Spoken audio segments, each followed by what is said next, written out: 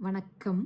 முருகப்பெருமானின் அருளால் இன்றினம் காணவிருப்பது திருப்புகழின் 73வது பாடல்.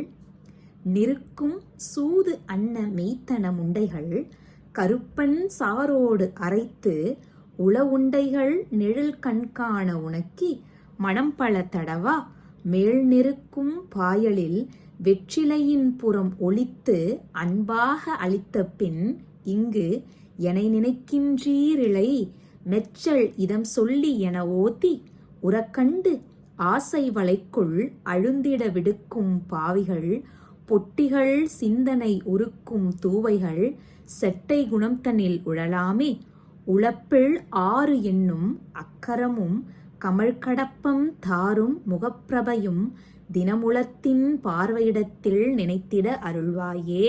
சூதாடும் கருவியைப் போன்று நிமிர்ந்து நிற்கும் மார்பகங்களை